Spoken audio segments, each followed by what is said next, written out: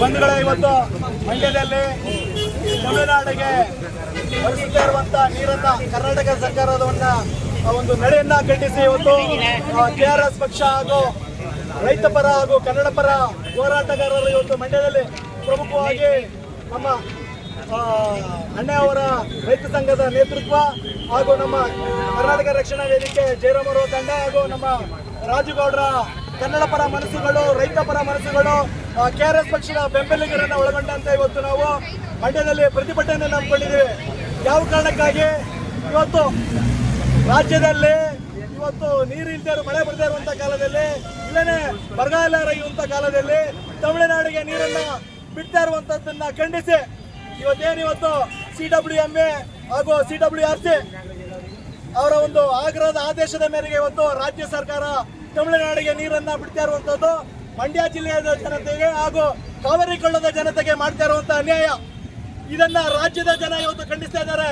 ಹಾಗಾಗಿ ಇವರು ಮಾನ್ಯ DK ಶಿವಕುಮಾರ್ ಅವರು ಮಳೆ ಬಂದ್ಬಿಡುತ್ತೆ, ಕಟ್ಟೆ ತುಂಬಿಡುತ್ತೆ, ಎಲ್ಲ ಸರಿ ಹೋಗುತ್ತೆ. ಎಲ್ಲಿ ಸರಿ ಹೋಗುತ್ತೆ ಸ್ವಾಮಿ? ಇವತ್ತು ಮಂಡ್ಯ ಜಿಲ್ಲೆಯ ಜನತೆ ಸುಮಾರು ನಾಲೆಗಳಿಗೆ ಇವತ್ತು ನೀರು ಹೋಗಿಲ್ಲ ಇನ್ನೂ. ಅಂತ ಸಂದರ್ಭದಲ್ಲಿ ಕುಡಿಯೋ ನೀರಿಗೂ ಬೆಂಗಳೂರಿಗೆ ಕುಡಿಯೋ ನೀರಿಗೂ ಮುಂದಿನ ದಿನಗಳಲ್ಲಿ ಆಹಾಕಾರ ಬರುವಂತ ಸಂದರ್ಭದಲ್ಲಿ ಇದನ್ನೆಲ್ಲವನ್ನ ನೀವು ತಮಿಳುನಾಡು ರಾಜ್ಯದ ಅಲ್ಲಿನ ಮುಖ್ಯಮಂತ್ರಿಯವರ ಗಮನಕ್ಕೆ ತರಿಸಬೇಕು. ಯಾವುದೇ ಸಂದರ್ಭದಲ್ಲಿ ಈ CWRC ಒಂದು ಆದೇಶಗಳೇನಿದೆ ಅದನ್ನ ಪಾಲನೆ ಮಾಡಕ್ಕಾಗಲ್ಲ. ಇಲ್ಲೇ ಒಂದು ಬರಗಾಲ ಇರುವಂತ ಸಂದರ್ಭದಲ್ಲಿ, ಇಲ್ಲೇ ನೀರು ಇರುವಂತ ಸಂದರ್ಭದಲ್ಲಿ ತಮಿಳುನಾಡಿಗೆ ಮೂರನೇ ಬೆಳೆಗೆ ಇನ್ನೊಂದಕ್ಕೆ ನೀರು ಕೊಡುವಂಥದ್ದು ಹೇಗೆ ಸಾಧ್ಯ? ಹಾಗಾಗಿ ಮಂಡ್ಯದಲ್ಲಿ ಯಾವುದೇ ಸಂದರ್ಭದಲ್ಲಿ ಕರ್ನಾಟಕದ ಮತ್ತು ಮಂಡ್ಯ ಜಿಲ್ಲೆಯ ಜನತೆ ಹಾಗೂ ಕನ್ನಡದ ಜೀವನಾಡಿ ಕಾವೇರಿಗೆ ಒಂದು ನೀರು ಇಲ್ಲೇ ಇಲ್ಲದೆ ಇರುವಂತ ಸಂದರ್ಭದಲ್ಲಿ ತಮಿಳುನಾಡು ಬಿಡ್ತಾ ಇದ್ದಾರೆ. ಇದನ್ನ ಖಂಡಿಸಿ ಇವತ್ತು ರಾಜ್ಯಾದ್ಯಂತ ಮಂಡ್ಯದಲ್ಲಿ ಎಲ್ಲ ಹೋರಾಟಗಳನ್ನ ನಂಬಿಕೊಂಡಿದ್ದಾರೆ. ಅದೇ ರೀತಿಯಾಗಿ ನಾವು ಸಾಕಷ್ಟು ಸಂದರ್ಭದಲ್ಲಿ ನಮ್ಮ ಅಣ್ಣೆಯವರ ಜೊತೆಲಿ ಮತ್ತೆ ಅಕ್ಕವರ ಜೊತೆಲಿ ಸಾಕಷ್ಟು ಬೆಂಬಲನ ಕೊಟ್ಟಿದ್ದೇವೆ. ಇವತ್ತು ಕೂಡ ನಾವು ಯಾವುದೋ ಒಂದು ಕಾರ್ಯಕ್ರಮಕ್ಕೆ ನಾವು ಎಲ್ಲ ಬಂದಿದ್ದೇವೆ. ಹಾಗಾಗಿ ನಮ್ಮ ಜೀವನಾಡಿ ಕಾವೇರಿಯನ್ನು ಉಳಿಸಿಕೊಳ್ಳುವಂತ ಕೆಲಸವನ್ನ ಮಾಡಬೇಕು. ಈ ಮೂಲಕ ಕೇಂದ್ರ ಸರ್ಕಾರ ಹಾಗೂ ರಾಜ್ಯ ಸರ್ಕಾರಕ್ಕೆ ಹರಿಸ್ತಾ ಇರುವಂತಹ ನೀರನ್ನ ನಿಲ್ಲಿಸಬೇಕು ಅನ್ನೋ ವಿಚಾರಗಳನ್ನ ಇಟ್ಕೊಂಡು ಇವತ್ತು ಮಂಡ್ಯದಲ್ಲಿ ಪ್ರತಿಭಟನೆ ಮಾಡಲಿಕ್ಕೆ ಬಂದಂತ ಸಂದರ್ಭದಲ್ಲಿ ಪಕ್ಷದ ರಾಜ್ಯಾಧ್ಯಕ್ಷರಾಗಿರುವಂತಹ ದೀಪಕ್ ಸಿಎನ್ ಅವರು ಹಾಗೂ ಮಂಡ್ಯ ರೈತ ಸಂಘ ಮಂಡ್ಯ ತಾಲೂಕಿನ ಅಧ್ಯಕ್ಷರಾಗಿದ್ದ ಅಣ್ಣೆಯವರು ಹಾಗೂ ಜಯರಾಮ್ ಅವರು ಬಂದಿದ್ದಾರೆ. ಸಾಕಷ್ಟು ವಿಚಾರಗಳನ್ನ ನಮ್ಮ ಅಣ್ಣಯ್ಯ ಸರ್ ಅವರು ಮಾತಾಡ್ತಾರೆ, ಜಯರಾಮ್ ಅವರು ಮಾತಾಡ್ತಾರೆ. ನಂತರದಲ್ಲಿ ನಮ್ಮ ಅಧ್ಯಕ್ಷರು ಮಾತಾಡಲಿ ಅಂತ ಈ ಸಂದರ್ಭದಲ್ಲಿ ಮನವಿ ಮಾಡ್ತೀವಿ.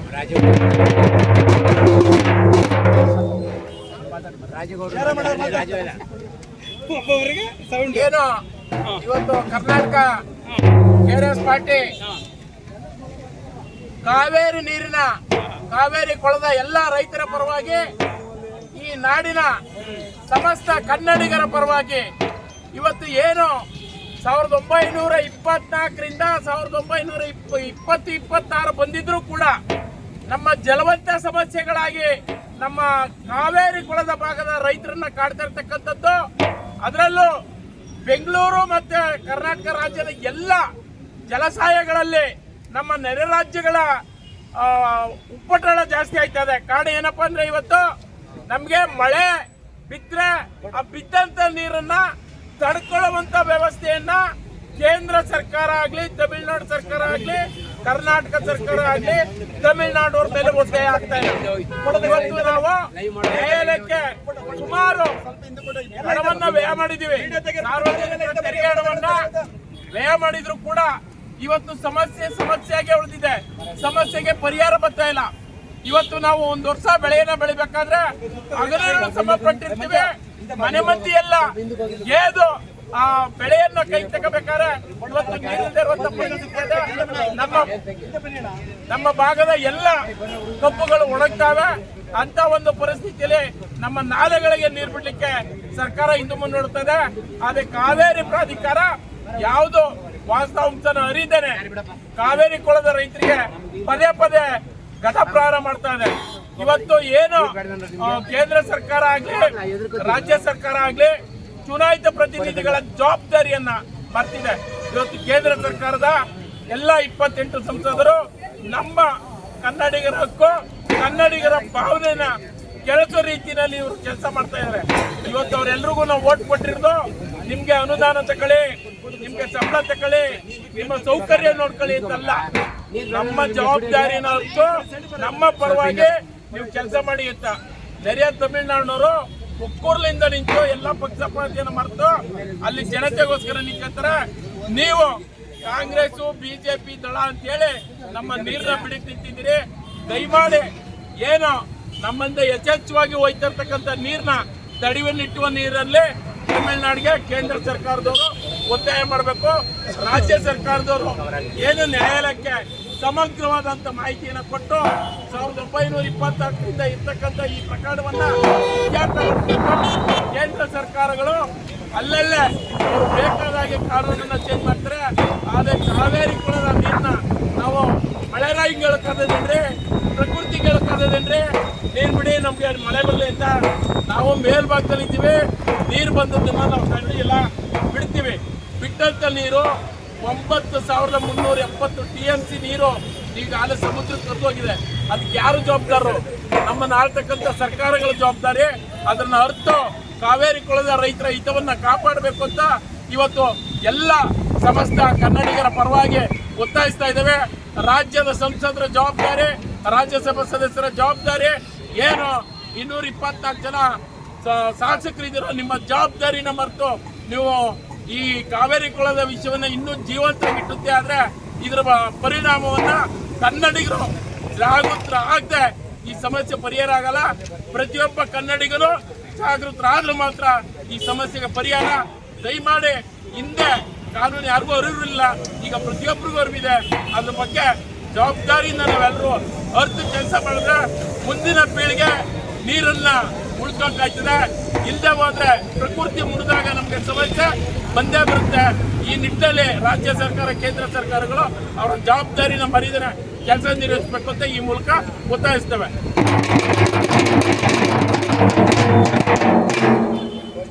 ಎಲ್ಲ ನನ್ನ ಕನ್ನಡದ ಕಟ್ಟಡಗಳೇ, ಕಾವೇರಿ ಇಶ್ಯೂ ಯಾವಾಗಲೂ ಸಮಸ್ಯೆ, ನೀರ್ದು ಸಮಸ್ಯೆ ಬಂದಾಗೆಲ್ಲೂ ಇರುತ್ತೆ. ಅಂದ್ರೆ ಹೆಂಗೆ ಅಂದ್ರೆ ಇಡೀ ವರ್ಲ್ಡ್ಗೆ ಗೊತ್ತಾಗುತ್ತೆ ಅನ್ನೋ ಲೆವೆಲ್ಗೆ ಇರುತ್ತೆ. ಇದಕ್ಕೆ ಯಾರು ಕಾರಣಕರ್ತರು, ಇದನ್ನ ಏನಕ್ಕೆ ಹಿಂಗಿರುತ್ತೆ, ಇದು ಸಮಸ್ಯೆನ ಯಾಕೆ ನಿರ್ವಹಣೆ ಮಾಡ್ತಾ ಇಲ್ಲ ಅನ್ನೋದಕ್ಕೆ ಒಂದು ಸ್ವಲ್ಪ ಹಿಂದಕ್ಕೆ ಹೋಗೋಣ. 1894ರಿಂದನೂ ಕಾವೇರಿ ಮತ್ತು ಕಾವೇರಿ ಕೊಳ್ಳದ ತಮಿಳುನಾಡು ಮತ್ತು ಕರ್ನಾಟಕಕ್ಕೆ ಇದು ನಡೀತಾನೇ ಬಂದಿದೆ. ಅವಾಗ ಮಳೆಗಾಲ ಜಾಸ್ತಿ ಇತ್ತು, 300 TMC 400 TMC ಎಲ್ಲ ನೀರು ಬಿಡ್ತಿದ್ರು. ಬರ್ತಾ ಬರ್ತಾ ಪ್ರಕೃತಿನೂ ಕಮ್ಮಿ ಆಯಿತು. ಪ್ರಕೃತಿನ ಹಾಳು ಮಾಡಿದರೆ ರಾಜಕಾರಣಿಗಳು, ಪ್ರಕೃತಿ ಲೆವೆಲ್ಗೆ ಆಗಕ್ಕೆ ಕಾರಣನೇ ರಾಜಕಾರಣಿಗಳು.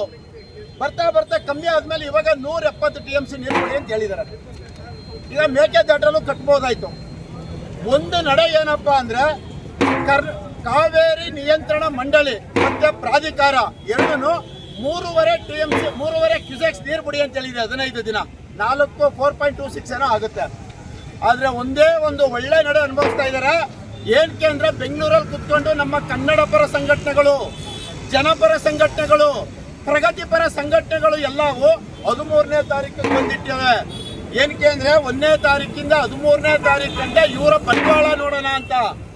ಅದಕ್ಕೋಸ್ಕರ ಎಲ್ಲ ಒಂದ್ ಕಡೆ ನಾವೇ ಪ್ರಬುದ್ಧರು ಅಂತಲ್ಲ, ಎಲ್ಲ ಒಂದ್ ಕಡೆ ಅವರ ಒಂದು ಆದೇಶಗಳನ್ನ ಇವರು ಇನ್ನೂ ಪಾಲನೆ ಮಾಡ್ತಾ ಇಲ್ಲ. ಪಾಲನೆ ಮಾಡ್ತಿದ್ರೆ ಇಷ್ಟೊತ್ತಿಗೆ ಮೈಸೂರು ಟು ಬೆಂಗಳೂರು ತುರ್ದೋಗೋದು. ನೀರು ಪರಮ ಪವಿತ್ರ, ನೀರಿಲ್ದೇನೆ ಏನು ಮಾಡೋಕ್ಕಾಗಲ್ಲ. KRS ನ ಇಡೀ ಬರೀ ಬೆಂಗಳೂರಿಗೆ ತಗೊಂಡೋಗ್ತಾ ಇದ್ದೀರಿ. ಬೆಂಗಳೂರಿಗೆ ತಗೊಂಡು ತಿರುಗಿ ಇದಕ್ಕೆ ಕೊಡ್ತೀರಿ ತಮಿಳ್ನಾಡಿಗೆ. ಇಲ್ಲಿಂದ ಸಂಬಂಧಪಟ್ಟವ್ರಿಗೆ ನೀರೇ ಬೇಕಾಗಿಲ್ವಾ ಸ್ವಾಮೀಜಿ? ಮೇಕೆದಾಟು ಕಟ್ರಿ, ಆದಷ್ಟು ಒಂದು 5-6 TMC 10 TMC ನೀರು ಇಟ್ಕೊಳ್ಳಿ. ಇದೆಲ್ಲ ಮಾಡ್ಬೇಕಾಗಿರೋದು ಸರ್ಕಾರ. ಸರ್ಕಾರ ಎಲ್ಲೋ ಒಂಥರ ಕುರುಡು ಪ್ರೇಮ ತೋರಿಸ್ತಾ ಇದೆ, ಕಿವುಡು ಪ್ರೇಮ ತೋರಿಸ್ತಾ ಇದೆ. ಏನಕ್ಕೆ ಇಲ್ಲಿ ನಾವು ಕಟ್ತಕ್ಕಂಥ 4 ಲಕ್ಷ ಕೋಟಿ ಆಯವ್ಯಯ ಏನ್ ಮಾಡ್ತೀರಿ ಸ್ವಾಮಿ? 4 ಲಕ್ಷ ಕೋಟಿ ಅದು ಮಾಡಿದೆ ಇದು ಮಾಡಿದೆ ಅಂತೀರಿ, ಬರೀ ಸಾಲ ಮಾಡ್ತೀರಿ. ಕಟ್ಟಿ ಹೊಸದಾಗಿ ಡ್ಯಾಮು, ನಿಮ್ಮ ಡ್ಯಾಮ್ ಕಟ್ತೇನೆ ಈ ದೇಶ ಯಾವುದೇ ಕಾರಣಕ್ಕೂ ಉಳಿಯಲ್ಲ. ಕೆರೆಗಳು ಕಟ್ಟಿ, ಬೆಂಗಳೂರಿನಲ್ಲಿ 1100 ಕೆರೆ ಇತ್ತು, ಈಗ ಬರೀ 200 ಇದೆ. ಹಳ್ಳಿನೂ ಕೆರೆ ಮುಚ್ತಾ ಇದ್ದೀರಿ. ಇದಕ್ಕೆಲ್ಲ ಕಾರಣಕರ್ತರು ಶಾಸಕಾಂಗ. ಯಾಕೆ ಅಂದ್ರೆ ನೀವು ಬಿಗಿಯಾಗಿದ್ರೆ, ಮನೆಯ ಮೇಟಿ ಬಿಗಿಯಾಗಿದ್ರೆ ಮನೆ ಚೆನ್ನಾಗಿರುತ್ತೆ. ಸಮಾಜದಲ್ಲಿ ಗುರುಗಳು ಗುರು ಮಾಡ್ತಾರೆ ಚೆನ್ನಾಗಿದ್ರೆ ಸಮಾಜ ಚೆನ್ನಾಗಿರುತ್ತೆ. ಸರ್ಕಾರದಲ್ಲಿ ನೀವು ಸರಿ ಇಲ್ಲ, ನಿಮ್ ಸರಿ ಇಲ್ದೇ ಇರೋದ್ರಿಂದ ಇಷ್ಟೆಲ್ಲ ಆಗ್ತಾ ಇರೋದು. ಒಂದು ಕಠಿಣವಾದ ನಿಲುವು ತಗೊಳ್ಳಿ.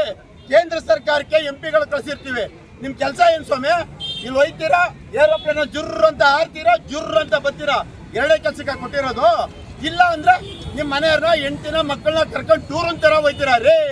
ನಿಮಗ್ ಕೊಟ್ಟಿರೋ ಕರ್ತವ್ಯನೇ ಬೇರೆ, ನಿಮಗ್ ಕೊಟ್ಟಿರೋ ಹಕ್ಕುಗಳೇ ಬೇರೆ. ಏನ್ ಗೊತ್ತಾ, 24 ಗಂಟೆ ದೇಶದ ಬಗ್ಗೆ, ಸಮಸ್ಯೆ ಬಗ್ಗೆ ಚರ್ಚೆ ಮಾಡಿ, ದೇಶದ ಬಗ್ಗೆ ಎಲ್ಲೋ ಒಂದ್ ಕಡೆ ನಿಮ್ಮ ಮನ್ಸನ್ ಕೊಡಿ. ನೀವು ಅದನ್ನ ಮಾಡ್ತಾ ಇಲ್ಲ. ಸೀಟ್ ಕಾಪಾಡ್ಕೊಳ್ಳೋದ್ರಲ್ಲಿ ಈ ಕೆಟ್ಟ ರಾಜಕಾರಣದಲ್ಲೆಲ್ಲ ನಿಂತಿದ್ದೀರಾ. ಆದ್ರೂ ಈ ಸಲ ಜಾಸ್ತಿ ಕಾವೇರಿ ಕೊಳದಲ್ಲಿ ಜಗಳ ಎದ್ದಿಲ್ಲ.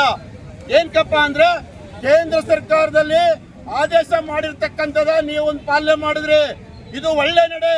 ನೀವು ಇದೇ ರೀತಿ ನಡ್ಕೋಬೇಕು ಅಂತ ಎಚ್ಚರಿಸ್ತಾ ಮಂಡ್ಯ ತಾಲೂಕು ರೈತ ಸಂಘದ ಪರವಾಗಿ ಯಾವಾಗ್ಲೂ ಎನಿ ಟೈಮ್ ನಮ್ಮ ಜಯರಾಮಣ್ಣ ಅವ್ರದ್ದು ಏನು ಜೀವನ ಅಂತಂದ್ರೆ ನೆಲ ಜಲ ಭಾಷೆ, ನೆಲ ಜಲ ಭಾಷೆ. KRS ಪಕ್ಷದವರಿದ್ದಾರೆ, KRS ಪಕ್ಷದವರು ಅಷ್ಟೇ. ಜೈ ಜವಾನ್ ಜೈ ಕಿಸಾನ್. ನಾವು ರೈತರು ಕರ್ನಾಟಕದಲ್ಲಿ ನಾವು ದಂಗೆ ಎದ್ರೆ ನೀವೆಲ್ಲ ಓಡೋಗ್ಬೇಕಾಯ್ತದೆ. ಈಗಲೇ ಪಾಠ ಹೇಳ್ತಾ ಇದೀವಿ, ತಿಳ್ಕೊಳ್ಳಿ. ರಾಜಕಾರಣಿಗಳೇ ಭ್ರಷ್ಟತನ ಮಾಡಬೇಡಿ, ನೀರು ಬಿಡಬೇಡಿ. ಫಸ್ಟ್ ಎಲ್ಲ ರಾಜೀನಾಮೆ ಕೊಡಿ. ಇಲ್ಲಪ್ಪ ಯಾವುದೇ ಕಾರಣಕ್ಕೂ ನಾವು ನೀರು ಬಿಡಲ್ಲ ಅಂತ ಎಷ್ಟು ಜನ ಇದ್ದೀರಿ ಅಷ್ಟು ಜನನೂ ರಾಜೀನಾಮೆ ಕೊಡಿ. ನಮ್ಮ ಪರವಾಗಿದ್ದೀರಿ ಅಂತ ತಿಳ್ಕೊತೀವಿ. ಅದು ಬಿಟ್ಟು ಏನಾದ್ರೂ ನೀರು ಕೊಡದೆ ಆದ್ರೆ ಅದಕ್ಕೆ ತಕ್ಕ ಪ್ರಾಯಶ್ಚಿತ ಅನುಭವಿಸ್ತೀರಿ. ಇದು ಮಂಡ್ಯ ಜಿಲ್ಲಾ ರೈತ ಸಂಘದಿಂದ ಇದು ಎಚ್ಚರಿಕೆ ಕೊಡ್ತಾ ಇದೀವಿ. ಜೈ ಹಿಂದ್, ಜೈ ಕರ್ನಾಟಕ.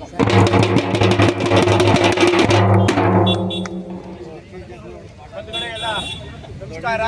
ಇವತ್ತು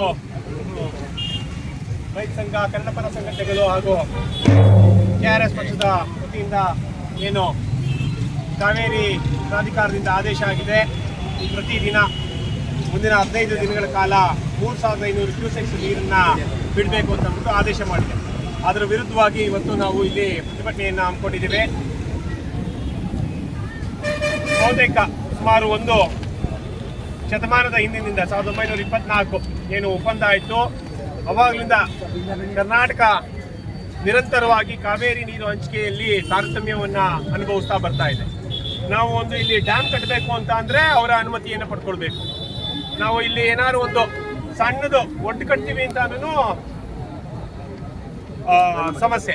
ನಾವಿಲ್ಲಿ ಕೆರೆ ಅಭಿವೃದ್ಧಿ ಮಾಡ್ತೀವಿ, ವಿಶ್ವ ಬ್ಯಾಂಕಿಂದ ಲೋನ್ ತೊಗೊಂಡ್ಬರ್ತೀವಿ ಅಂತ ಅಂದರೆ ತಮಿಳುನಾಡು ಸರ್ಕಾರ ಹೋಗಿ ವಿಶ್ವ ಬ್ಯಾಂಕ್ಗೆ ದೂರದಿಂದ ಕೊಡುತ್ತೆ.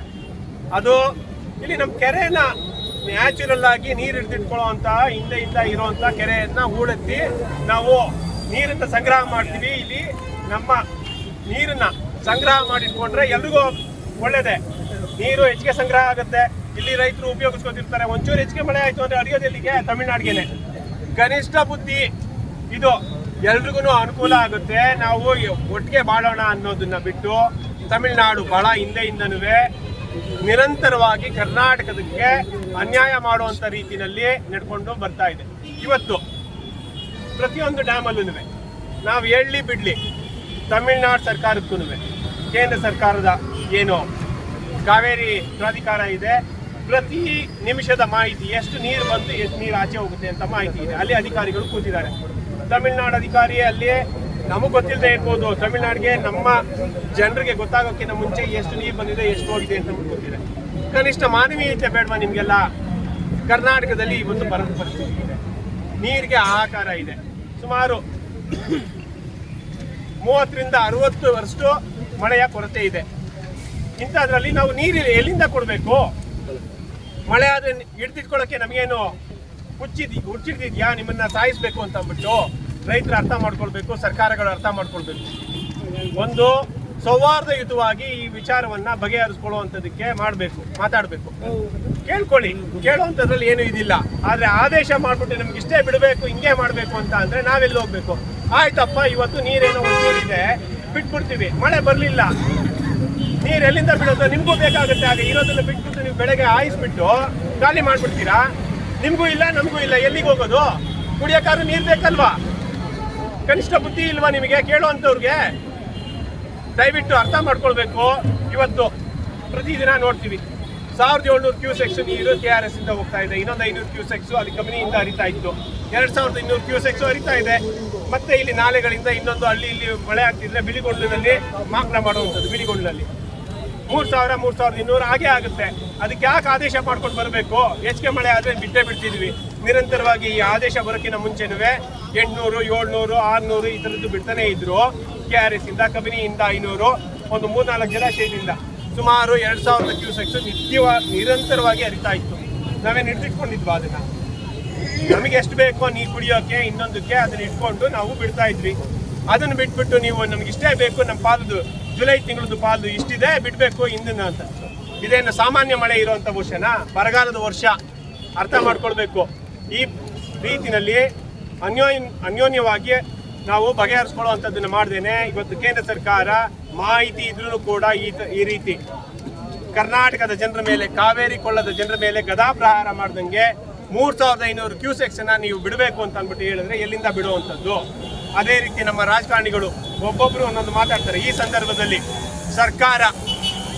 ಇವತ್ತಿನ ಸರ್ಕಾರ ಗಟ್ಟಿಯಾಗಿ ನಮಗೆ ನೀರು ಬಿಡಕ್ಕಾಗಲ್ಲ ಅಂತ ಅಂದ್ರೆ ಕರ್ನಾಟಕ ರಾಷ್ಟ್ರ ಸಮಿತಿ ಪಕ್ಷದಿಂದ ಹಿಡಿದು ಎಲ್ಲ ಕನ್ನಡ ಪರ ಸಂಘಟನೆಗಳು, ರೈತ ಸಂಘಟನೆಗಳು ಎಲ್ಲರೂ ಕೂಡ ಸರ್ಕಾರದ ಹಿಂದೆ ನಿಂತ್ಕೋತೀವಿ ಗಟ್ಟಿಯಾಗಿ. ಆದ್ರೆ ಆ ಗಟ್ಟಿ ನಿಲುವನ್ನ ನೀವು ತಾಳ್ಬೇಕು. ತಾಳ್ತಾರೆ ಅಂತ ಅಂದ್ಬಿಟ್ಟು ವಿಶ್ವಾಸ ನಮಗಿದೆ. ಈ ನಿಟ್ಟಿನಲ್ಲಿ ಒಳ್ಳೆ ಮಳೆ ಆದ್ರೆ ನಮಗೂ ಸಂತೋಷ ಆಗ್ಬೇಕು, ನಾವೆಲ್ಲ ಬದುಕಬೇಕು, ತಮಿಳ್ನಾಡವರು ಬದುಕಬೇಕು, ಎಲ್ರಿಗೂ ಒಳ್ಳೇದಾಗಬೇಕು. ಮಳೆ ಆದ್ರೆ ನಾವೇನು ಬರಗಾಲದಲ್ಲಿ ಅಯ್ಯೋ ಮಳೆ ಬರೋದು ಬೇಡ ಅಂತ ಅಂದ್ಬಿಟ್ಟು ಕೇಳ್ಕೊತೀವ? ಮಳೆ ಆಗ್ಬೇಕು, ನಮಗೆ ಬೇಕಿರೋದು ಆಗ್ಬೇಕು. ಆದ್ರೆ ನಾವು ನ್ಯಾಚುರಲ್ ಆಗಿ ಬಿಟ್ಟೇ ಬಿಡ್ತೀವಿ. ದಯವಿಟ್ಟು ಈ ಥರದ್ದು ಮಲತಾಯಿ ಧೋರಣೆಯನ್ನ ಕೇಂದ್ರ ಸರ್ಕಾರ ಮೊದಲು ಬಿಡಬೇಕು.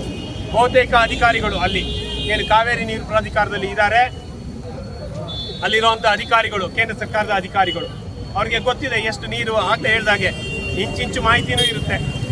ಅವರೆಲ್ಲ ಈ ವಿಚಾರವನ್ನು ಗಣನೆಗೆ ತೆಗೆದುಕೊಂಡು ನಾವು ವಾದ ಮಂಡಿಸ್ತೀವೋ ಬಿಡ್ತೀವೋ, ನಾವ್ಯಾಕೆ ಮಾಹಿತಿ ಕೊಡಬೇಕು? ನಮ್ಗೆ ಇಷ್ಟು ನೀರಿದೆ ಇಷ್ಟಿದೆ ಅಂತ ಬಿಟ್ಟು ಅವ್ರಿಗೆ ಪ್ರತಿಯೊಂದು ಗೊತ್ತಿದೆ. ಅದು ಗೊತ್ತಿರೋದಕ್ಕೆ ಅಲ್ಲಿ ಕೂರ್ತಿರೋವಂಥದ್ದು. ಅವರು ವಿವೇಚನೆಯಿಂದ ವರ್ತಿಸಬೇಕು. ಈ ಕೇಂದ್ರ ಸರ್ಕಾರದ ಮತ್ತೆ ಕಾವೇರಿ ಅಥಾರಿಟಿ ಪ್ರಾಧಿಕಾರ ಏನಿದೆ ಅವರ ಧೋರಣೆಯನ್ನ ಕರ್ನಾಟಕ ರಾಷ್ಟ್ರ ಸಮಿತಿ ಪಕ್ಷ ಬಲವಾಗಿ ಖಂಡಿಸುತ್ತೆ. ನಿರಂತರವಾಗಿ ಮಂಡ್ಯ ಜಿಲ್ಲೆಯ ಮತ್ತೆ ಕಾವೇರಿ ಕೊಳ್ಳದ ರೈತರ ಪರವಾಗಿ ನಿರಂತರವಾಗಿ ನಿಲ್ಲುತ್ತೆ. ನಿಮಗೆ ಎಲ್ಲ ಬೆಂಬಲವನ್ನು ಕೊಡ್ತೀವಿ. ಹೋರಾಟವನ್ನು ಮಾಡೋಣ. ಸರ್ಕಾರ ಇದೇ ರೀತಿ ಗಟ್ಟಿಯಾಗಿ ನಿಲುವನ್ನು ತೆಗೆದುಕೊಳ್ಬೇಕು. ನೀರನ್ನು ಹರಿಸಬಾರ್ದು. ಆ ನಿಟ್ಟಿನಲ್ಲಿ ನಾವು ನಿರಂತರವಾಗಿ ಬೆಂಬಲವನ್ನು ಕೊಡ್ತೀವಿ ಅಂತ ಅಂದ್ಬಿಟ್ಟು ಈ ಸಂದರ್ಭದಲ್ಲಿ ಹೇಳಲಿಕ್ಕೆ ಇಚ್ಛೆ ಪಡ್ತೇನೆ. ನಾವು ಈ ಥರದ ನಾಡು ನುಡಿಯ ವಿಚಾರಕ್ಕೆ ಬಂದರೆ ಎಲ್ಲರೂ ಒಟ್ಟಾಗಬೇಕು. ನಿರಂತರವಾಗಿ ಹೋರಾಟಗಳಲ್ಲಿ ಪಾಲ್ಗೊಳ್ಳೋಣ. ನಮ್ಮ ಎಲ್ಲ ಕನ್ನಡ ಸಂಘಟನೆಗಳು ಮತ್ತು ರೈತ ಸಂಘಟನೆಗಳು ಒಟ್ಟಾಗಿ ಈ ಹೋರಾಟವನ್ನು ರೂಪಿಸುವಂಥದ್ದು ಇವತ್ತು ಬಹಳ ಸಂದಿಗ್ಧ ಪರಿಸ್ಥಿತಿಯಲ್ಲಿ ನಾವು ಇದ್ದೀವಿ. ಇನ್ನೊಂದೆರಡು ವಿಚಾರಗಳು. ಇವತ್ತು ಇಡೀ ರಾಜ್ಯದಲ್ಲಿ ಸಾಕಷ್ಟು ಭೂಸ್ವಾಧೀನ ಆಗ್ತಾ ಇದೆ. ಬಿಡದಿನಲ್ಲಿ ಸುಮಾರು 8,000 ಎಕರೆ ಭೂಸ್ವಾಧೀನ ಆಗ್ತಿದೆ. ಈಗ ಅದ್ರ ಪಕ್ಕದಲ್ಲಿ ಇನ್ನೊಂದು 2,000 ಎಕರೆ ಏರ್ಪೋರ್ಟ್ಗೆ ಭೂಸ್ವಾಧೀನ ಆಗ್ತಿದೆ. ಸುಮಾರು 10-11,000 ಎಕರೆ ಭೂಸ್ವಾಧೀನ ಆಗ್ತಾ ಇದೆ. ಅಷ್ಟೊಂದೆಲ್ಲ ಡೆವಲಪ್ ಆದ ನೀರು ಎಲ್ಲಿಂದ ಹೋಗ್ಬೇಕು? ಕಾವೇರಿಯಿಂದನೇ ಹೋಗ್ಬೇಕು. ಇಲ್ಲಿಂದ ಯೋಚನೆ ಮಾಡ್ತಾ ಇದ್ದಾರೆ. ಈಗ ಶ್ರೀರಂಗಪಟ್ಟಣದಿಂದ ಇನ್ನೊಂದಷ್ಟು 7 TMC 6ನೇ ಹಂತದ್ದು ಬೆಂಗಳೂರಿಗೆ ತಗೊಂಡೋಗೋದಕ್ಕೆ. ಆ ನೀರು ತಗೊಂಡೋದ್ರೆ ಲಾಸ್ ಆಗೋದು ಯಾರಿಗೆ? ಮಂಡ್ಯ ರೈತರಿಗೆ. ಆದ್ರಿಂದ ಅಲ್ಲೆಲ್ಲೋ ಬಿಡದಿನಲ್ಲಿ ಡೆವಲಪ್ ಆಗ್ತಿದೆ, ಬೆಂಗಳೂರಲ್ಲಿ ಅಲ್ಲೇನೋ ಮಾಡ್ತಿದ್ದಾರೆ ಅಂತ ಅಂದ್ಬಿಟ್ಟು ನಾವಿಲ್ಲಿ ಸುಮ್ಮನೆ ಕೂತ್ಕೊಂಡ್ರೆ ಬಿಡದಿ ರೈತರು ಅನುಭವಿಸ್ಕೊತಾರೆ ಅವ್ರದ್ದೇನೋ ಅಂತ ಅಂದ್ಬಿಟ್ಟು ಇದ್ರೆ ಇಲ್ಲಿ ಒಳ್ಳೇದಾಗೋದಿಲ್ಲ. ಇನ್ನೊಂದು ಅಲ್ಲೆಲ್ಲೋ ಇನ್ನೊಂದು 5ನೇ ಹಂತದ್ದು ಇನ್ನೊಂದಷ್ಟು ನೀರು ತಗೊಳ್ಳೋದಕ್ಕೆ ಅಲ್ಲಿ ಯೋಚನೆ ಮಾಡ್ತಿದ್ದಾರೆ. ಅದಾದ್ಮೇಲೆ ಇಲ್ಲಿ 6ನೇ ಹಂತ, ಇನ್ನೊಂದು 7ನೇ ಹಂತನೂ ತರ್ತಾರೆ. ಬೆಂಗಳೂರಿಗೆ ಎಷ್ಟು ನೀರು ಕೊಟ್ಟರು ಸಾಲದು, ಹಂಗಾಗೋಗುತ್ತೆ. ಅವ್ರಿಗೆ ರಿಯಲ್ ಎಸ್ಟೇಟ್ಗೆ ಇನ್ನೊಂದಕ್ಕೆ ಅಲ್ಲಿ ಮಾಡ್ತಾ ಇರ್ತಾರೆ, ಅದು ಬೆಳೀತಾ ಇರುತ್ತೆ. ಕರ್ನಾಟಕದ ಬೇರೆ ಭಾಗಗಳನ್ನ ಅಭಿವೃದ್ಧಿ ಮಾಡಬೇಕು. ಮತ್ತೆ ಅಲ್ಲಿ ನೀರಿನ ಅವಶ್ಯಕತೆ ಎಷ್ಟಿದೆ, ಎಲ್ಲೆಲ್ಲಿ ಮಾಡಬೇಕು ಅನ್ನೋದನ್ನ ಗಮನ ಇಟ್ಕೊಂಡು ಸರ್ಕಾರಗಳು ಮಾಡಬೇಕು. ಇಲ್ಲದೇ ಇದ್ರೆ ಇಂಥ ಬರಗಾಲದ ಪರಿಸ್ಥಿತಿ ಬಂದರೆ ಮೊದಲು ಯಾರು ಇಂಡಸ್ಟ್ರಿಗಳಿಗೆ ನೀರು ಕೊಡ್ತಾರೆ, ಆ ನಂತರ ರೈತರು. ಇವತ್ತು ರೈತರು ಮೊದಲಲ್ಲ